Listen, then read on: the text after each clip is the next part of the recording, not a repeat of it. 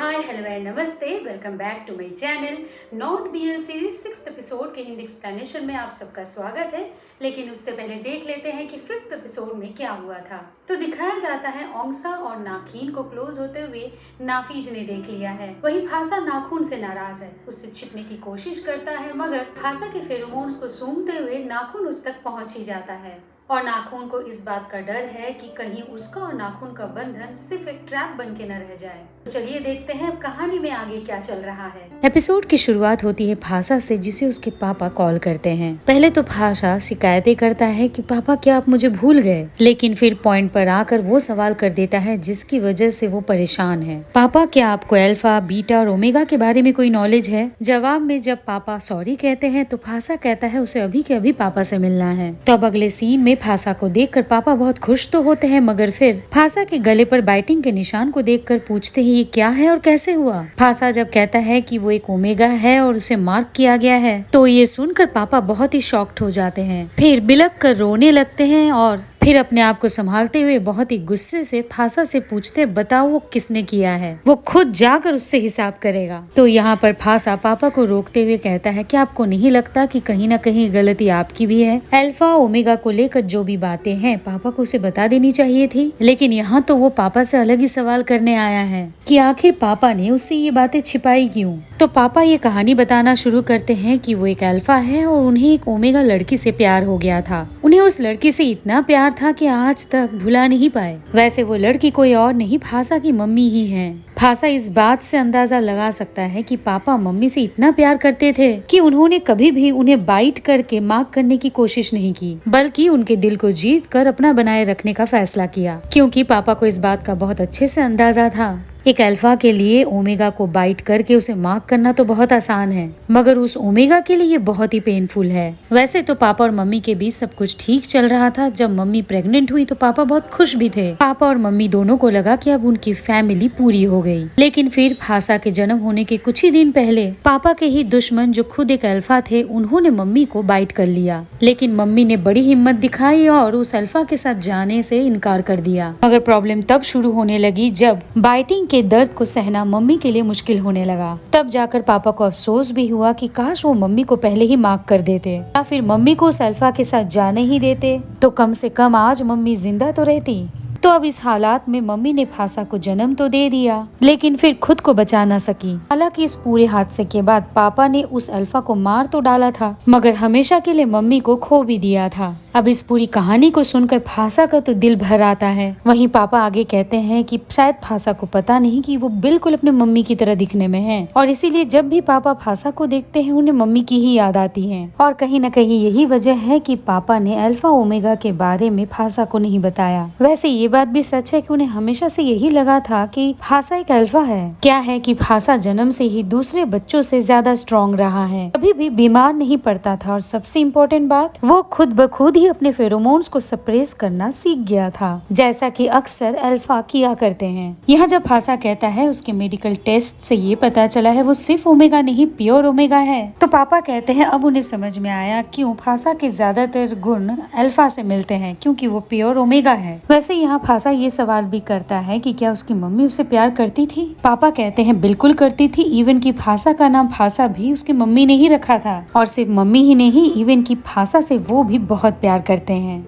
अब अगले सीन में रात के वक्त इस तरह फासा को ठंडे में अकेले खड़े देखकर नाखून उस पर एक चद्दर ओढ़ देता है। फासा कहता है कि किस्मत ने उन्हें मिलाया है, क्यों ये बात रोमांटिक नहीं लग रही? आखिर क्या जरूरत थी किस्मत की जो दो अनजान लोगों को वो मिला रहा है? ये तो बिल्कुल अरेंज मैरिज जैसा लग रहा है। उसे ऐसा लग रहा है मानो कि इस किस्मत और बॉन्डिंग के बीच वो बुरी तरह फंस कर रह गया है। जब नाखून पूछता है कि फासा ऐसी बातें क्यों कर रहा है, क्या उसने किसी भी चीज के लिए फासा पर जबरदस्ती की है, तो यहाँ पर फासा ज्यादा कुछ कहता नहीं। अब अगले दिन सुबह का सीन, नाखून की मम्मी आय से पूछती हैं फासा को कोई हेल्थ इशू है क्या, वो इतना थका थका सा क्यों दिख रहा है, कहीं उस पर किसी बात का कोई प्रेशर तो नहीं है? एआई कहता है कि नोटिस तो उसने भी किया है, जल्दी ही पता लगाकर बताएगा। अब अगले कट में एआई वेजिटेबल स्मूदी लेकर फासा के पास पहुंचता है। कहता है कि पौष्टिक आहार है, फासा इसे पिएगा तो अच्छा फील करेगा। फासा आगे तो बढ़ता है मगर इसके स्मेल से ही वो इतना इरिटेट हो जाता है कि कहता है नहीं, उसका तो अभी पेट फुल है। अब कुछ घंटों बाद फिर से वही जूस बनाकर एआई फासा से कहता है नाखून की मम्मी ने बना कर दिया है, इस बार तो पीना ही होगा। तो इस बार फासा जरूरी काम याद आ गया कहकर वहाँ से चला जाता है।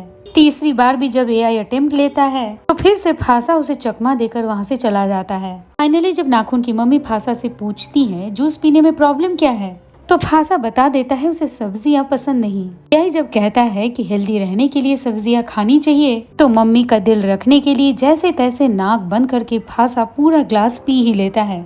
लेकिन फिर इसके बाद फासा को इतनी जोरों की उल्टी आती है कि भागता है वो वॉशरूम की तरफ। अब अगले कट में देखते हैं जहाँ एक तरफ फासा की नींद टूट ही नहीं रही, वही दूसरी तरफ एआई और सिला फासा के हेल्थ को लेकर बात कर रहे होते हैं। सिला कहता है गनीमत समझो कि नाखून फिलहाल अपने प्रोजेक्ट को लेकर बिजी है, वरना अगर फासा की तबीयत को लेकर उसे पता चलता तो पूरे घर को वो सर पे उठा लेता। एआई बताता है फासा को कमजोरी हो रही है, कर आ रहे हैं और कल तो वेजिटेबल सूप पीते हुए वो उल्टी भी कर दिया। ये सब तो प्रेगनेंसी के सिम्टम्स हैं। बस फिर क्या, झट से ये बात सिला नाखून को बता देता है। ये सुनकर नाखून सिर्फ खुशी नहीं होता बल्कि अगले ही पल फासा से मिलने घर पहुंच जाता है। पहले तो नाखून को इतने प्यार से पेश आते देख फासा समझ ही नहीं पाता कि आखिर हुआ क्या। पूछता भी है कि नाखून इतना खुश क्यों है, क्या उसका प्रोजेक्ट खत्म हो गया। इस पर नाखून कुछ कहता नहीं, बस मुस्कुराते हुए फासा से लिपट कर सो जाता है। अगले कट में भी नाखून फासा का कुछ ज्यादा ही ख्याल रखते दिखता है। अब नाखून तो ये सब समझकर कर रहा है कि फासा प्रेग्नेंट है। वहीं फासा को भी नाखून के साथ वक्त बिताकर अच्छा ही लग रहा है। बात सिर्फ यही खत्म नहीं होती, अब तो नाखून फासा के साथ ज्यादा वक्त भी बिताने लगा है। अब सुबह का सीन, एआई फासा से पूछता है कैसा फील कर रहा है। उसे नाखून के फेरोमोन से कोई आराम मिलता है। फासा कहता है पता नहीं क्यों सुबह दिल बड़ी जोरों से धड़क रहा था, लेकिन फिर नाखून के करीब आते ही उसके फेरोमोन से आराम मिल गया। वैसे क्या ये सब बॉन्ड की वजह से हो रहा है? कहता है हाँ, बॉन्ड की वजह से भी कभी कभी पार्टनर्स के एक दूसरे के फेरोमोन सिक्योर और सेफ फील करवाता है। दूसरी तरफ नाखून को अपने कपड़े नहीं मिल रहे, फिर देखता है कि उसका शर्ट तो फासा के पिलो के नीचे रखा हुआ है। फिर नाखून सोचता है फासा उसके कपड़ों के साथ क्या कर रहा है। कहीं प्रेगनेंसी की वजह से तो फासा ऐसा नहीं कर रहा, कहीं उसे किसी नेस्ट की जरूरत तो नहीं है। दिखाया जाता है नाखून अपने ही कमरे में एक टेंट बनाता है, चारों तरफ उसके ही कपड़े बिछा देता है, फिर सोते हुए फासा को उसी टेंट में सुला देता है। नो डाउट नाखून ये सब इसलिए कर रहा है ताकि फासा आराम से अपनी नींद पूरी कर सके।